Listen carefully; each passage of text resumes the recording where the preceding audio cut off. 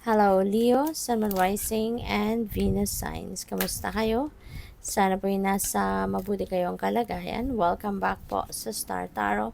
At kung bago kayo rito, welcome din po kayo. Please subscribe, like, share my videos, and leave me a comment kung nakaresonate kayo. Thank you. So, tignan natin kung anong mga messages ninyo for today. We have twists and turns. Carefully made plans could be thrown out the window as major changes and interruptions around you. Make sure you get lots of rest to cope with all the upheaval. Ayan. So, po pwedeng meron ditong detour, no? There could be a divine detour na mangyayari for you, Leo. Po pwedeng meron ka ng konkretong plano, meron kang naisip kung ano na yung gagawin mo, and all of a sudden, no, something came up, maaaring merong bagong opportunity na dumating, at po pwede, no, na talaga maisasantabi mo muna, i-disregard mo muna yung plano mo, yung konkretong plano mo, in order for you to focus, no, to focus on kung ano man itong bagong dumating. Kasi po pwedeng yung opportunity na to, once in a blue moon lang mangyari. Kaya po pwedeng ito na muna yung ipaprioritize mo at isasantabi mo muna kung ano man yung pinagplanuhan ninyo. No? So po pwedeng ganon. Kaya you just need to be ready for anything. Lagi lang talaga dapat tayong fit and ready. No? Physically, mentally, emotionally, spiritually fit and ready para sa mga ganitong klaseng changes, para sa mga ganitong klaseng sudden changes. No? So dapat handa lang talaga tayo. So we also have intuition. Trust your intuition. Okay, it's a great time to learn a new skill, change careers, or invest money. So with all this, with all these things na po pwedeng gawin ninyo sa ngayon, kasi po pwedeng mag-aaral kayo, matututo kayo, magte-training kayo, yung gano'n, ng bagong skills. O pwede rin ang iba sa inyo dito is going to prepare to change your career path, or po pwedeng merong magsisimulang mag-invest, no, dito ng inyong kaperahan. So, with all of this, no, na po pwedeng pagkakaabalahan ninyo, make sure na pakinggan ninyo yung inyong intuition, okay? Sundin ninyo kung ano ang binubulong ng inyong intuition so that you will be guided accordingly, okay?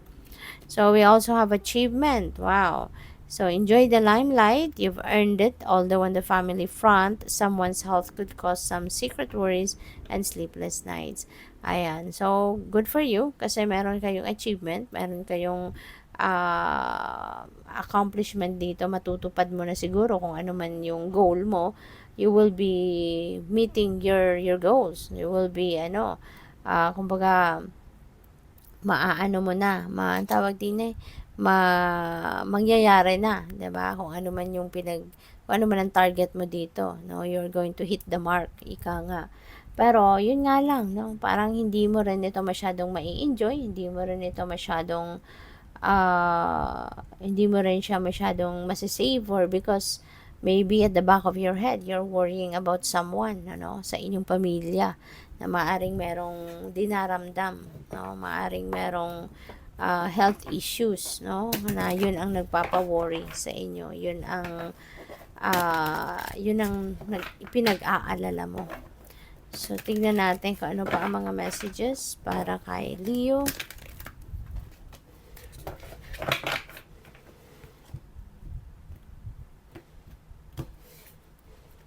So, we have 10 of winter. Ayan. So, this is really beautiful kasi 10 represents endings and beginnings. No? So, ibig sabihin dito na meron dito magsisimula kasi meron magtatapos. No? When there is ending, there's beginning. When a door closes, it's because it's a new window or a new door that is going to open up for you, 'di ba? Ganun 'yun. Kaya sa ngayon, this is good, no? This is good, no, na kung ano man tong hirap, difficulties na pinagdadaanan mo, that's coming to an end. Kung ano man itong mga difficulties na po pwedeng nararanasan ninyo, mapuputol na to. Kumbaga, matatapos na, hahanapan mo na to ng solusyon. Ano? So, kumbaga, masosolve mo na to. Problem solved. Kaya, this is really exciting as well. At, yung kung ano man ang bigat sa dibdib, ano man ang bigat sa inyong kaisipan, that will be lifted off na. Kumbaga, sa ngayon na mahahanap mo ng solusyon sa problema, gagaan na, no? Yung pakiramdam mo, kumbaga para ka nang mabubunutan ng tinik, 'di ba? So this is really beautiful. So we have the Hermit. Ayan, so maaaring kailangan mo muna ngayon na magpahinga, no, Leo? You need to do some kind of pagmumuni-muni, pagninilay-nilay, okay? Because maaari, no, na meron talagang problema pinagdadaanan kayo. And you know what, sa pag-aano mo na yan, sa mumuni-muni at pagninilay-nilay, baka dito mo din talaga maisip, no, yung solusyon na pwede mong gawin para dito. No? So that's really good. So there's really power, no, in solitude. There's really power in stillness, no? Kaya lalo-lalo na, no, tandaan po ninyo ito, Leo. In times of chaos, in times of conflict and chaos, on troublesome situation, kung kayo naguguluhan, ang magandang gawin, step back from that, no? Mag-meditate ka, spend time by yourself, magmuni-muni ka. Kasi when your mind is quiet, when your body is resting, you know, diyan ka mas makakapakinig, no, sa soul mo, diyan mo mapapakinggan ang guidance ng divine universe through your intuition. Kaya nga, there's always power in stillness. When you're not doing anything, hindi ka muna nag-iisip ng mga problema, hindi mo muna iniisip yung mga challenges na pinagdadaanan mo, difficulties na pinagdadaanan mo. There is power in there. Kasi diyan mo maririnig, no, yung soul mo is going to speak. Diyan mo maririnig, no, yung guidance ng divine universe. Kaya kadalasan, mas during stillness, doon mo may isip yung solusyon sa problema, doon papasok yung yung enlightenment, doon papasok yung direction, kasi that's when your soul speaks, and that's when your intuition also speaks, no. Doon nagiging loud, no, yung inyong intuition kapag ikaw ay tahimik, kapag ikaw ay nagpapahinga, kapag ikaw ay walang ginagawa. Okay? Kaya subukan ninyo 'yan. No? Subukan ninyo kapag meron kayong mga sitwasyong ganon.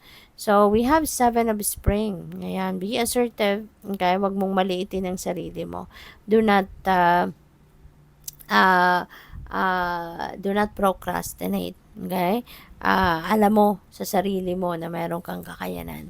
Alam mo sa sarili mo na you are equipped, no, with something para isakatuparan mo mga goals mo, mga pangarap mo. Alam mo, no? Alam mo 'yan na meron kang kakayanan.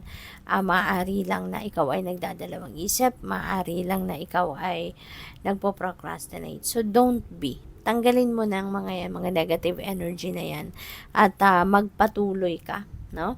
Kung ano man yung iniisip mo, whatever it is that you are planning to do, go for it.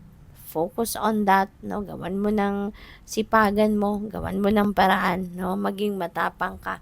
Stand for yourself and for your plans. Okay? Kasi kayang-kaya mong magawa yan. So, good luck sa'yo. Thank you for watching Love and Light. Namaste.